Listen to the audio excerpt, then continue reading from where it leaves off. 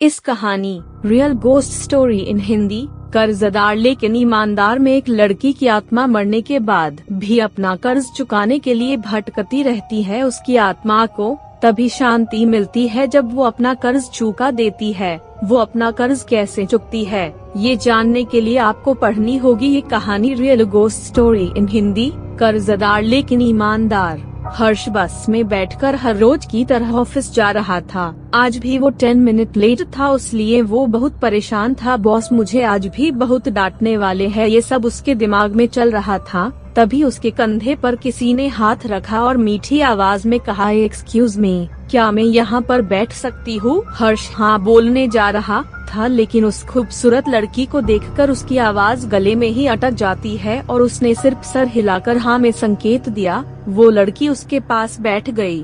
उस लड़की के शरीर में से एक अलग ही मनमोहक खुशबू आ रही थी। उसकी बड़ी आंखें थी और लंबे बाल थे। हर्ष की नजर सिर्फ उस लड़की के चेहरे पर टिक गई थी और उसका दिल अब सिर्फ उस लड़की के बारे में सोच रहा था। ऑफिस में बॉस क्या कहेंगे, इसके बारे में वो अब सोच नहीं रहा था।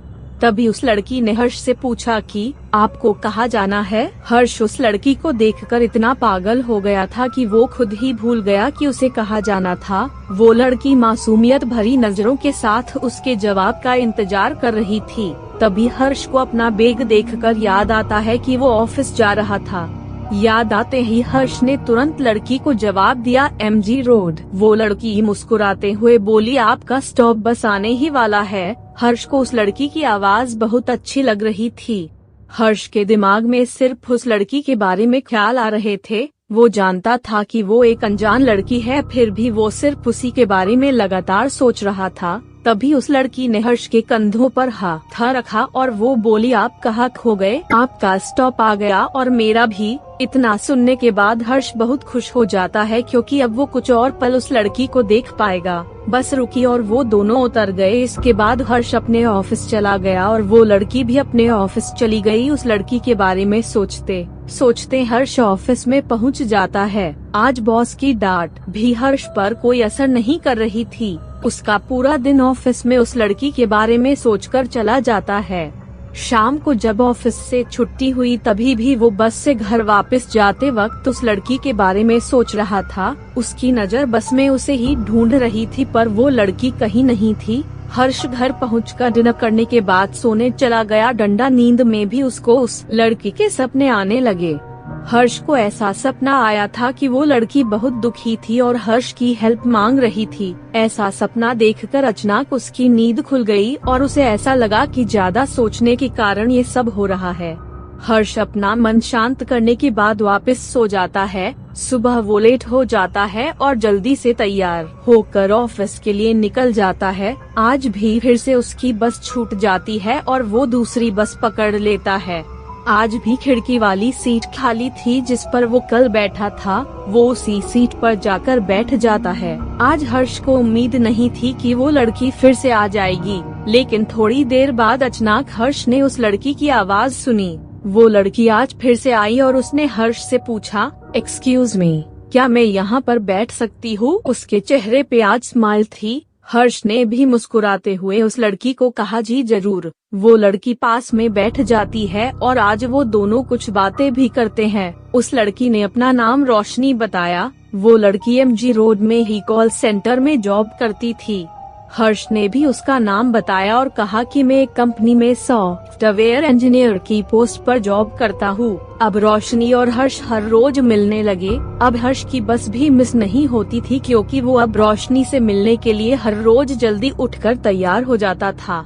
वो दोनों अब अच्छे दोस्त बन गए थे। हर रोज एक दूसरे से बातें करते थे, लेकिन उन दोनों के बीच में प्यार या फिर दोस्ती को लेकर कोई कमिटमेंट नहीं हुआ था। फिर भी दोनों को एक दूसरे के साथ समय बिताना अच्छा लग रहा था।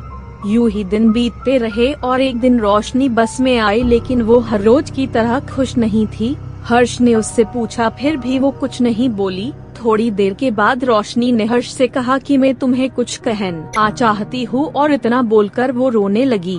हर्ष ने उसे संभालते हुए कहा, बोलो तुम क्या कहना चाहती हो? रोशनी ने कहा, तुम आज ऑफिस मत जाओ, ऑफिस से छुट्टी ले लो प्लीज।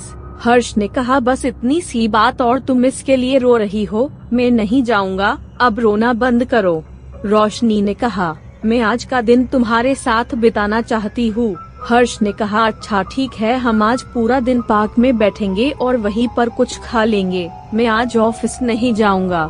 दोनों पार्क में पहुँचे। रोशनी बहुत खुश हो गई। दोनों ने कुछ खाया और वो दोनों शाम तक वहीं पार्क में रहे। शाम के 5 बजे रोशनी ने हर्ष से कहा कि आज तुम मेरा एक आखिरी काम कर दो, और उसने एक लिफाफा हर्ष को दिया। उस लिफाफे में 1 लाख का चेक था और एक लेटर भी था। उस लिफाफे में एक एड्रेस भी लिखा हुआ था।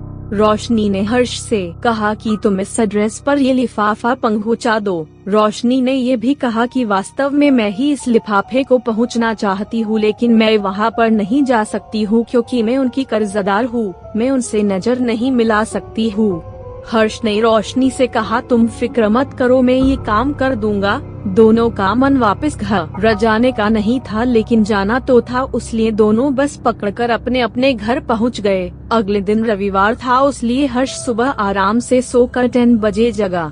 वो तैयार हुआ और उसने ये डिसाइड किया कि वो आज ही उस लिफाफे को उस एड्रेस पर पहुंचा देगा। वो 12 बजे उस एड्रेस पर पहुंच गया। घर के बाहर जाकर उसने डोरबेल बजाई। थोड़ी ही देर में 2 बुजुर्ग कपल बाहर आए और उन्होंने पूछा, कौन हो तुम? हर्ष ने कहा, रोशनी ने ये लिफाफा भिजवाया है, डंडा। उन दोनों ने एक दूसरे को देखा और फिर हर्ष को कहा कि बेटा तुम अंदर आ जाओ। हर्ष अंदर जाता है और अंकल उसे कुर्सी की तरफ इशारा करते हुए बैठने के लिए कहते हैं। आंटी जी ने कहा, बेटा मैं तुम्हारे लिए चाय बना कर लाती हूँ, और वो अंदर किचन में चले जाते हैं। हर्ष ने कहा, आंटी मैं पहले से चाय नाश्ता करके आया हूँ, आप परेशान ना हो। पर फिर भी उन्होंने जिद कर रखे बैठाया और बातें करने लगे। जानते हो तुम्हारा उससे क्या रिश्ता है? हर्ष को समझ में नहीं आ रहा था कि मैं मेरा रोशनी के साथ क्या रिश्ता बताऊं। फिर उसने सब कुछ सच बता दिया।